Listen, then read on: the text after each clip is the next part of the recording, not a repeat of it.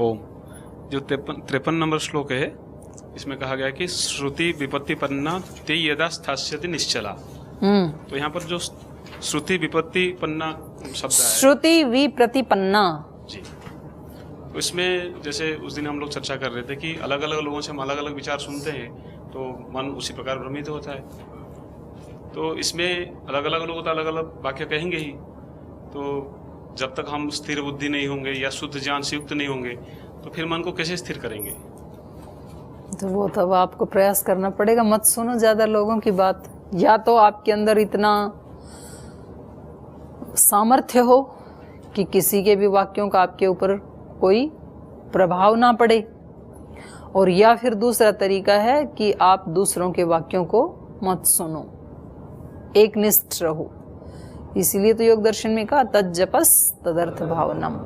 वो एक लौकिक उदाहरण दिया जाता है ना भृंगी का, श्रद्धेय स्वामी सोमानंद जी महाराज जी देते थे कि जो भृंगी है, भृंगी मतलब वो मिट्टी का घर बना लेती है ना, एक कीड़ा है और उसमें छेद छेद करके रखती है, फिर उसमें दूसरे कीड़े उठा के लाके उसमें भर देती है और फिर उनको बंद कर देती है। एक दरवाजा खुला रखती है बस, बाकी सब बंद कर देती है पूरा। यदि आप उसको कच्चा तोड़ो ना उस मिट्टी को, तो उसमें अलग अलग कीड़े दिखेंगे आपको, वो कहीं कहीं से उठा के लाती है।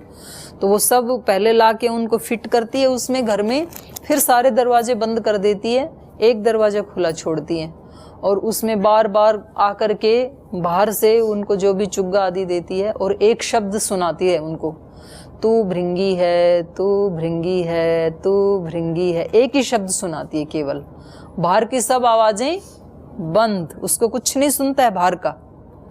फिर जो भी उसका टाइम है, एक पीरियड 20 दिन महीना जो भी, उसके बाद वो उनको बाहर निकालती है कीड़ों को, तो वो सब भृंगी बने हुए मिलते हैं।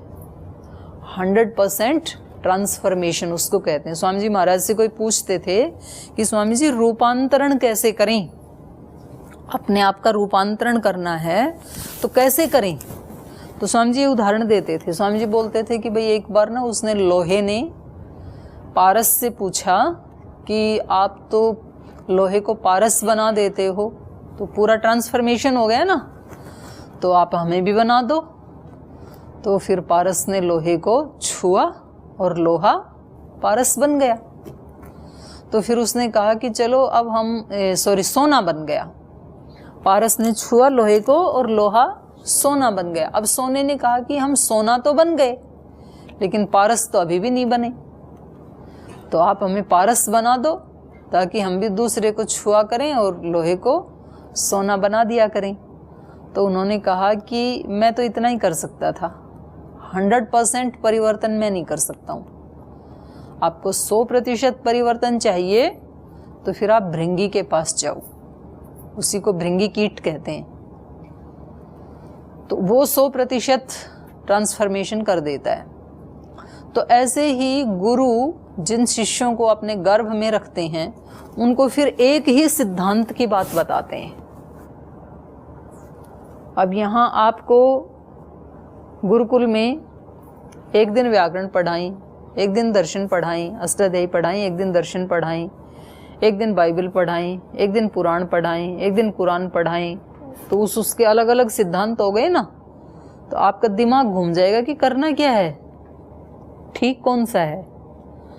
इसलिए एक ही सिद्धांत को लेकर के उसके सत्य तक जो पहुंच सकता है फिर वो अन्य ग्रंथों के सत्य को भी समझ लेगा, और जो एक सत्य को नहीं समझ पाया वो फिर भ्रमित हो जाएगा उससे अतिरिक्त सुनेगा। तो जब तक आप किसी एक सिद्धांत के सत्य को प्राप्त ना कर लें तब तक अपने आप को बचा के रखें दूसरी चीज़ों से। यही तरीका है, उसके लक्ष्य तक पहुंचना है। पहले किसी पर्वत के ऊपर एक अमृत का कलश रखा हुआ था और उसकी शर्त ये थी जो उसको उठा के लाएगा और उसमें से चख लेगा वो व्यक्ति अमर हो जाएगा।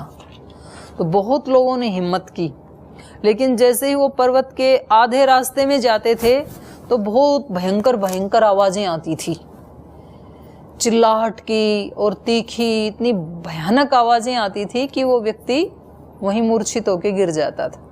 कभी इतनी सुंदर आवाज़ें आती थी कि वो व्यक्ति वहीं ठहर जाता था, लेकिन कोई भी ऊपर नहीं पहुंच पाया, वो एज इट इज़ रखा रहा अमृत कलश।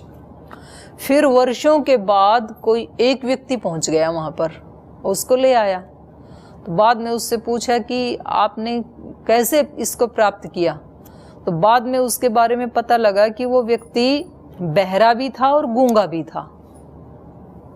तो ना वो किसी की बात सुन सकता है, ना वो कुछ बोल सकता है। तो ये तो समझाने के लिए है। सत्य तक पहुंचने के लिए व्यक्ति को गूंगा भी बनना पड़ता है और बहरा भी बनना पड़ता है। नहीं तो दूसरे लोग तरह तरह की बातें आपको कहेंगे, तो कोई आप में राग उत्पन्न कर देगा, कोई आप में द्वेष उत्पन्न कर देगा, कोई आप में घृणा उत्पन्न कर देगा, कोई आप में बदले की भावना उत्पन्न कर देगा, और आप बस वहीं चक्कर लगाते रह जाओगे, आप आगे पहुंच नहीं पाओगे। इसलिए उस समय क्या बनना है? बहरा, सुनना ही नहीं है, जैसे आपको सुनाई दिया ही नहीं है ऐसे। और फिर जब मन जवाब देने के लिए आतुर हो, तब इसको भी मैं सुना देता हूँ, तब बन जाना गूंगा, कि सुनाना तो चाहता हूँ लेकिन बोल नहीं सकता हूँ, जबान नहीं है ना, तो नहीं सुना सकता हूँ, गूंगा हूँ। तो फिर आप अपनी शक्ति को स्टोर कर पाएंगे और इसी शक्ति से आप छलांग लगा पाएंगे उस अनंत में।